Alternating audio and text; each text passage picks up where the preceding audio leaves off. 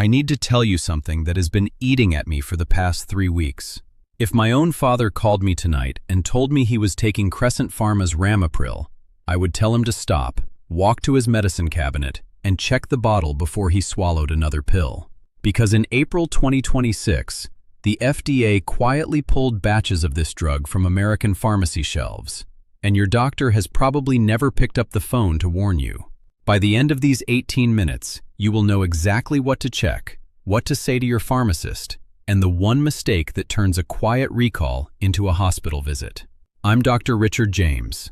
I've spent the last 2 decades watching ACE inhibitors prescribed to people whose kidneys were not the kidneys those drugs were designed for.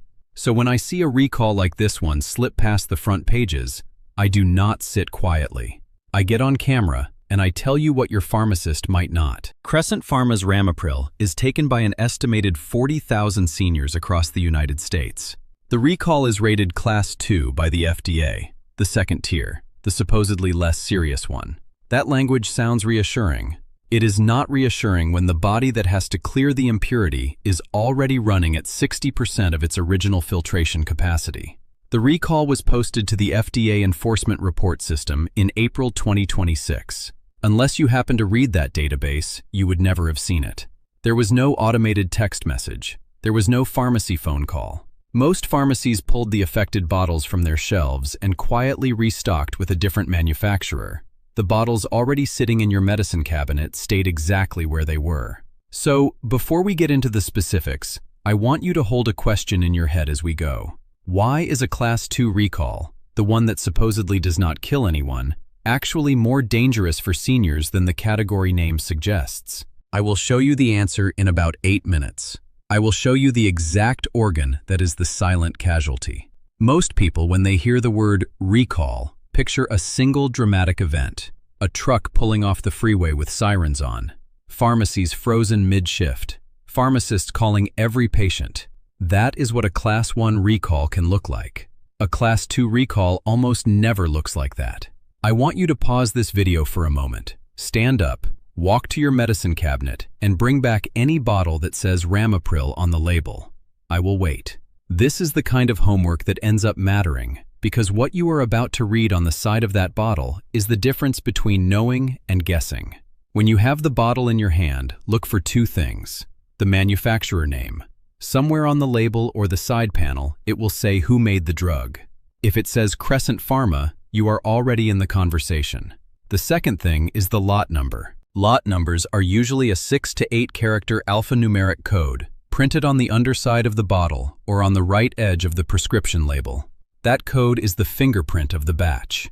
The FDA's enforcement report for April 2026 lists exactly which lot codes were pulled. You can find that report yourself. Go to fda.gov, click on Drugs, click on Drug Recalls. Open the Enforcement Report database. Search Crescent Pharma. Cross-reference your bottle's lot number against the published list. If your lot is on that list, you have been taking a recalled batch every single morning. The bottle did not tell you. The pharmacy did not tell you. The doctor did not tell you. Only the FDA database knew, and it was not loud about it. Now picture a woman. Let's call her Patricia. She is 71, a retired school teacher from Asheville, lives with her husband Paul, who has been on Ramipril for 6 years to manage his blood pressure. This is the kind of representative profile I am thinking about every time a recall like this slips past the news cycle. Patricia hears about the recall from a neighbor, not from her pharmacy. She walks into her bathroom that night, picks up Paul's bottle, and reads the manufacturer line for the first time in 6 years. The bottle says Crescent Pharma. The lot number matches one on the FDA list. Paul has been taking it for months. I want you to feel something on Patricia's behalf, because the second she set that bottle down on the bathroom counter, she was no longer in the dark. She knew. That single piece of information, the manufacturer plus the lot number, changed what she could do for Paul that week. Information is the entire intervention here. Once you have it, you are no longer waiting on the system. You are operating it. This is the most important sentence in this segment, so I am going to say it slowly. If your bottle says Crescent Pharma and your lot number matches what the FDA published in April 2026, you are looking at a recalled batch. You have been taking it every single morning, in a body that was not consulted before that batch was filled. Now you know what to check, and you know how to check it. So here is the question that turns this from an inconvenience into something genuinely concerning. Why was this recall rated Class 2 in the first place? Because the FDA's Class 2 label is doing a lot of quiet work to make this whole thing sound smaller than it actually is. Once you understand what that label was designed for and who it was not designed for, you will look at every Class 2 recall for the rest of your life differently. Class 1 means reasonable probability of serious adverse consequences or death. Class 2 means temporary or medically reversible adverse health consequences. Class 3 means not likely to cause adverse health consequences. That language sounds clinical and tidy. It is not clinical and tidy in a body that has spent 7 decades filtering everything you ever swallowed. Here is the part the FDA does not say loudly. The recall classification system was built around an average adult metabolism. An average adult kidney filters at roughly 100 milliliters per minute. An average adult liver clears medications at a roughly predictable rate. The word reversible was written for that body, in that decade of life, with those organs working at full capacity. You, after 60, are not that body. Your kidneys filter more slowly. By the time most people reach 65, they have lost between 25% and 40% of their original filtration capacity. In plain language, your kidneys clear your blood about 30% slower than they did when you were 35. Your liver is no different. The enzymes that break down medications drop by roughly 30% to 40% across the same window of life. Your body composition has shifted as well. Less muscle, more fat, which changes how long fat-soluble medications stay in your system. Now overlay an ACE inhibitor with an impurity on that body. An ACE inhibitor like Ramipril works by blocking your body from converting angiotensin 1 into angiotensin 2. That conversion is what tightens your blood vessels and raises pressure. Blocking it lowers your blood pressure. The drug itself, and any impurity that came along with it, is then filtered out by your kidneys. The same kidneys that are already running at 60% of original capacity. So what does reversible mean in that body? It means the kidney that is supposed to do the reversing is also the kidney already carrying the chronic load of the medication itself. It is being asked to clear 2 things at once, the drug plus whatever should not have been in the bottle. The longer the impurity sits in your system, the longer your kidney has to keep working on it. That is the silent casualty hiding behind a Class 2 label. The kidney. Let me say it differently because I want you to remember it. The impurity in a recalled blood pressure pill is not a Hollywood poison that knocks you to the floor in 5 minutes. That is not the story. The story is that your aging kidney is already running a marathon to keep up with the medication, and an impurity is one more lap added to a runner who is already losing time on every mile. This is why I would not let my own mother, who is 73, who has been on an ACE inhibitor for 9 years, finish even one more bottle from this lot. Not because the impurity is dramatic, because her body cannot clear it the way the FDA enforcement classification quietly assumed it could. Peer-reviewed pharmacokinetic research on ACE inhibitors and other renally cleared medications in older adults has established this pattern across decades. The plain finding is that both drug clearance and impurity clearance slow with age, and any impurity that increases the load on aging kidneys is harder to recover from than the same impurity in a younger kidney. That is established science. It is also exactly the science the Class 2 label does not factor in. So now you understand why this recall is not a small problem in disguise. The category sounds reassuring. The biology is not. The only question left is the one that actually matters tonight. What do you do, this week, before your parents or you take another dose? I am going to give you the exact protocol in a moment. The most important part of that protocol is a 30-second phone call that gets you switched off the recalled batch without a billing fight or a guilt trip. So here are the 4 steps I would walk my own parents through tonight if my own father called me about a recalled Ramipril bottle. Write them down. The order matters. Step 1. Tonight. Verify the bottle physically. Manufacturer name plus lot number, cross-referenced against the FDA April 2026 enforcement report. Do it from the bottle in your hand, not from memory. Memory will fail you here because most people store the prescription name in their head, not the manufacturer name. The bottle has both. Step 2. Within 24 hours. Do not stop taking blood pressure medication cold turkey. I cannot say that loudly enough. Abrupt ACE inhibitor cessation can trigger rebound hypertension within 48 to 72 hours, and rebound hypertension in a 70-year-old body is its own emergency. So take your next scheduled morning dose if it is due before you can reach the pharmacy. The protocol is switch, not stop. Continuous control while you arrange the switch. Step 3. Within 48 hours.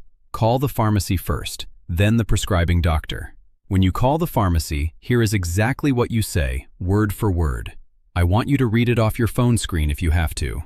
Hi, this is Patricia. I take Ramipril, and I just learned my prescription was filled from a Crescent Pharma lot that was recalled by the FDA in April 2026. I need to switch to a different manufacturer's Ramipril today. Can you confirm what manufacturer your current Ramipril stock is from before I pick up? That phone call is 30 seconds. It does 3 things at once. It informs the pharmacy you know about the recall. It asks them to verify the new lot is not from Crescent Pharma. It locks the switch onto the prescription label going forward. Most pharmacies will do this without any pushback because the recall is on file.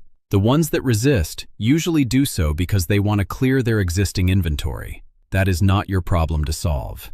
Step 4. Within 1 week. Request a basic metabolic panel from your primary care doctor. Creatinine, BUN, potassium, the 3 numbers that tell you how your kidneys are doing right now. If the recalled batch was in your body for months, the panel gives you a baseline. ACE inhibitors affect potassium handling, so this lab work is not optional after a recall. This is the safety net. Those 4 steps alone could keep your parents, or you, out of a hospital this month. There is one more thing the pharmacy will not tell you unless you ask. That one thing is the difference between a switch that costs you nothing and a switch that turns into a billing fight that lasts 3 weeks. Now, I know what some of you are thinking, and you are right to question this. If my pharmacy did not call me, doesn't that mean my bottle is fine? I understand why that sounds reasonable. Here is what the recall propagation chain actually looks like. Pharmacies are required to notify patients of Class 1 recalls. For Class 2 recalls, patient-level notification is encouraged, but not enforced. Most Class 2 recall notifications stop at the wholesaler to pharmacy inventory return step. They do not reach the bottle in your medicine cabinet. My doctor would have warned me. Doctors are not on an automated notification list for Class 2 generic recalls. Most physicians learn about Class 2 recalls by querying the FDA database themselves, and most do not query weekly. This is not your doctor's failure. It is a structural gap in how recalls propagate through the American pharmacy system. I have been on it for years and I feel fine. Pharmacokinetic accumulation does not announce itself with symptoms in the early stages. Your kidneys do not have nerve endings that report distress the way a sprained ankle does. The lab panel exists precisely because the kidney is silent. Not every person on a recalled lot will be harmed. Most will not. But the entire reason a recall exists is that most is not a margin you accept for the parent you love. Here is the one sentence I want you to carry out of this video. The recall classification system was built around an average adult. After 60, you are not an average adult, and your kidneys are not average kidneys. That single sentence is the entire reason this matters more than the FDA category suggests. You came into this video with a bottle in your medicine cabinet you trusted. You are leaving with a checklist, a phone script, and a lab test you can request this week. That is the difference between being a patient and being prepared. That is the difference between hoping the system catches the bad batch and being the system that catches the bad batch. I walked my own mother through these 4 steps 2 weeks ago, when her own ACE inhibitor came up in a refill conversation with her pharmacist. I would not ask you to do anything for your parents that I have not already done for mine. This is the protocol I trust in my own family. If anyone in your life, a parent, a sibling, a friend, a neighbor, takes blood pressure medication, send them this video tonight. You might never know it, but a 30-second forward could be the reason their kidneys are still working in 5 years. The most powerful thing a family member can do is push information across before the harm shows up on a lab report. That is the role you can play this week. Subscribe, because next week I am covering the 4 medications I would never let my own parents take after 65. Ramipril, when sourced from a clean manufacturer, is not on that list. 2 of the medications that are on the list are sitting in millions of senior medicine cabinets right now, and you have probably never questioned them. I'm Dr. Richard James. Take care of the people you love tonight. Check the bottle, make the call. If you forget every other detail in this video, remember the one sentence I want you to keep. After 60, you are not an average adult, and the system was not built for you. I'm rooting for every single one of you.